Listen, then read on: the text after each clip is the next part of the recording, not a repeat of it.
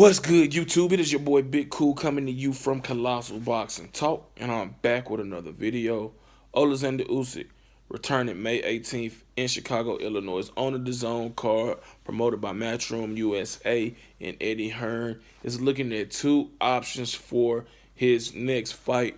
Former WBA regular heavyweight champion Alexander Povetkin, also former world title challenger Carlos Takam. Let's talk about it.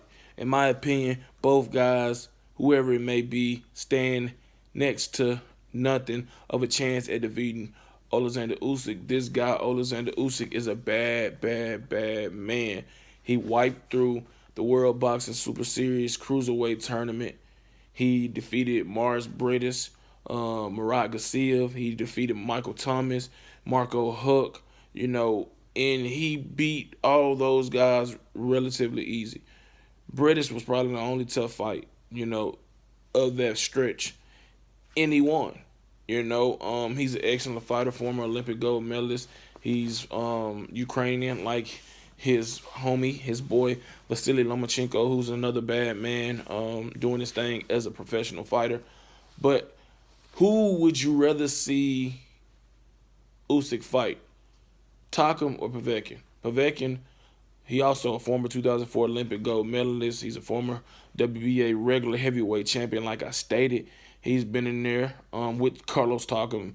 Ironically, he knocked him out in the 10th round of about 4 or 5 years ago. He's been in there with Vladimir Klitschko recently. He's been in there with Anthony Joshua. He got knocked out in the 6th round in brutal fashion. Got that ass murked. He was scheduled to fight Deontay Wilder 2 years ago, 3 years ago, before he was caught doping, which counseled that fight altogether. But, he's on the brink of retirement. He said that, but he also said that he wants to fight Usyk. I don't know if that's a smart fight for him, but I respect his warrior attitude, his fighter's mentality of wanting to continue to fight the best. And he is a better fighter than Carlos Takam. He's technically more sound, fundamentally more sound. He's more experienced, being that, he was a former champion. He also has Marco Huck on his resume, even though I thought he lost, along with a lot of other people thought he lost when Huck moved up to heavyweight for that fight. But what does he have left at 39, 40 years old? He is at that point where you have to look at him as potentially being a gatekeeper. He's a guy that, if he sticks around long enough, an up-and-coming prospect, heavyweight prospect like Daniel DeBow, Tony Yoka, Filip Hrgovic, any of those guys, Joe Joyce, would love to fight at this point. You know what I'm saying? Because he will be good enough to go rounds with and still have a name to, add credibility to your resume. But he still has the skill set, in my opinion, to give Usyk a few problems. As for Carlos Takam is a good fighter. He gave Anthony Joshua hell. It was a questionable stoppage in that 10th round when they fought last year. A lot of people were upset with that stoppage. He has been knocked out. He was knocked out against Derek Chisora in a great fight, but a fight he was winning. And then, boom, that left hook from Derek Chisora put his lights out, face first, on the canvas, and it was over. He bounced back with a win, 7-round TKO victory over somebody. I'm not even going to try to pronounce the guy's name. And I'm pretty sure that he's looking for a big fight, a big opportunity. And what better one is, what better opportunity is to, face Oleksandr Usyk in his heavyweight debut and look to pull off a major upset.